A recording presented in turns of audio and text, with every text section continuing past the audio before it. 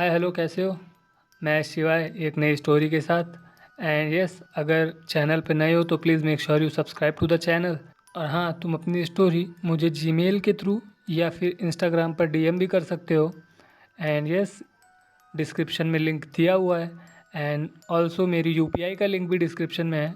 अगर आप मेरी हेल्प करना चाहें तो उसके थ्रू भी कर सकते हैं। तो समय को बर्बाद न करते हुए स्टोरी पर आते हैं। कभी कभी हमारे साथ कुछ ऐसा होता है जिसे हम चाहे जितना भी सोचें पर उसका हमें कोई आंसर नहीं मिलता। हम उसके बारे में जानना चाहते हैं कि आखिर ये हमारे साथ क्यों हुआ, इसके पीछे कोई कहानी तो नहीं थी, या आखिर इसकी सच्चाई क्या है। और ऐसी एक कहानी रितिका की है। आज से लगभग 10 साल पहले मैं अपने कमरे में ऐसे ही सो रही थी। तभी मुझे ऐसा लगता है कि किसी ने बहुत तेज़ से दरवाज़ा खटखटाया। एंड हाँ, दरवाज़ा ऐसे नॉक होने की वजह से मेरी आंखें तो खुल गई। मैंने सोचा हो सकता है कोई फ्रेंड है, और मैं दरवाजे पे गई और मैंने दरवाज़ा खोल के देखा तो वहाँ पे कोई था नहीं। वहाँ पे चारों तरफ मैंने देखा, मुझे कोई नहीं दिखाई दिया। और जब मेरी नज़र नीचे फर्श पर गई तो मैंने देखा कि वहाँ पे एक कैंडल जल रही है। अब पहले तो मैंने सोचा कि आखिर ये क्या है। फिर मैं आधी नींद में थी तो मैंने उस कैंडल को बुझाया और वहीं पे पास में रखे हुए कूड़ेदान में उसे तोड़ के फेंक दिया। मैं वापस से अपने सोफ़े पे चली गई एंड मैं लेट गई कि कुछ भी हो छोड़ो, और मैंने कहा मैं सो जाती हूँ। और मैं जैसे ही वापस लेटी हूँ और मुझे नींद आने ही वाली थी, वापस से दरवाजे पे नॉक होता है। अब मुझे थोड़ा डर लग रहा था कि आखिर एक बार तो ठीक है, कोई मजाक कर रहा है, या आखिर कहीं कोई दिक्कत तो नहीं।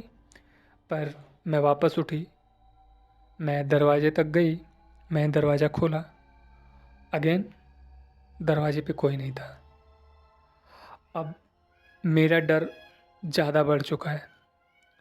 मैं नीचे देखती हूँ तो एक वापस से कैंडल जल रही है एंड उसी के पास रंगोली से किसी ने लिख रखा था कि बुझाना मत। अब ये चीज़ देख के मुझे इतना तो लगा कि शायद कोई चीज़ है जिससे मुझे दूर रहना चाहिए। मैंने दरवाज़ा तेज़ी में बंद कराया और डरते हुए मैं वापस से आके सोफ़े पे बैठ गई हूँ। और जितने भी देवी देवता हैं, मैं सबका ऐसे नाम ले रही हूँ कि आखिर कहीं कुछ गलत तो नहीं है।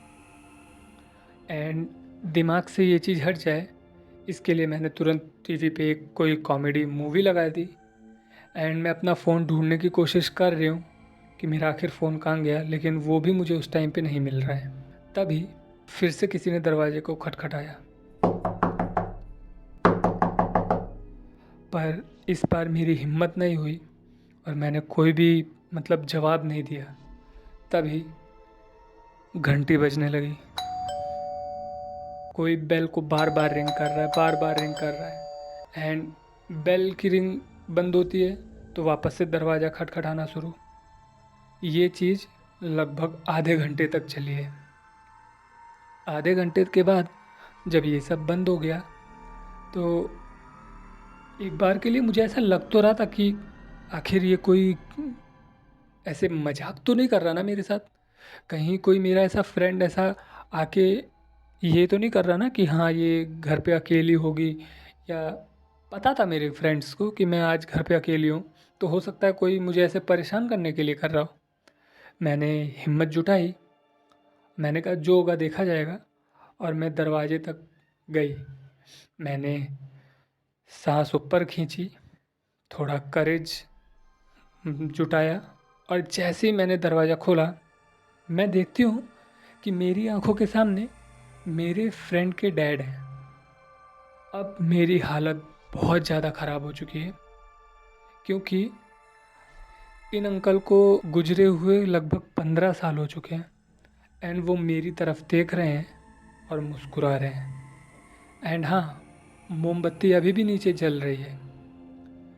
तभी मैं चिल्लाऊं, कुछ करूं, उससे पहले मुझे ऐसा लगता है कि किसी का हाथ मेरे सर पे मुझे फ़ील हुआ, ऐसा लगा जैसे मेरे सर पे किसी ने हाथ ऐसे घुमाया है। मेरी आँख खुलती है तो मुझे पता चलता है मैं तो सपना देख रही थी। मेरी नींद टूट गई है और मैं अपनी मम्मा के पास हूँ। मम्मी कहती हैं, बच्चे बुरा सपना देखा क्या? मैं बहुत तेज़ से रोई हूँ। मैं रोती रही। और मैंने सारी चीज़ मम्मा को बताई। तब मम्मा कहती हैं कि तुझे पता है, आज तो उन्हीं अंकल की 15वीं बरसी है, या श्राद्ध बोलो। मुझे सही में ये चीज़ समझ नहीं आ रहा था कि आखिर ये हो क्या रहा है। अब सबसे बड़ा क्वेश्चन ये था कि आखिर वो मेरे सपने में आए तो आए क्यों? क्या वो मुझे कुछ बताना चाहते थे, या फिर कुछ तो था, बट रियलिटी में मुझे ये समझ नहीं आ रहा था कि मैं इस चीज़ को कैसे एक्सेप्ट करूं कि ये आखिर हो क्या रहा है। पर फिर लगा कि हाँ, आखिर हो भी सकता है।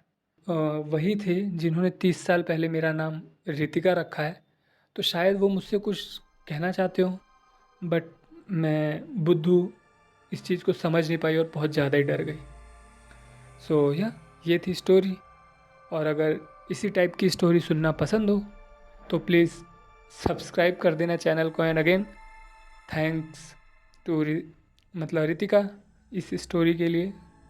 एंड प्लीज़ आप भी अपनी स्टोरी ऐसे मुझे भेज सकते हो, जीमेल या क्या कहते हैं, इंस्टाग्राम के थ्रू। एंड हाँ, डिस्क्रिप्शन में लिंक दिए हुए हैं। And please if you can help me through like UPI, तो वो भी काफ़ी अच्छा रहेगा। अभी चैनल बिल्कुल नया नया है तो ग्रो करने में इजी रहेगा मुझे। बट या again thank you so much for watching और लिसनिंग। मिलते हैं नेक्स्ट वीडियो में कल। तब तक के लिए अपना ध्यान रखो and be happy. Bye bye.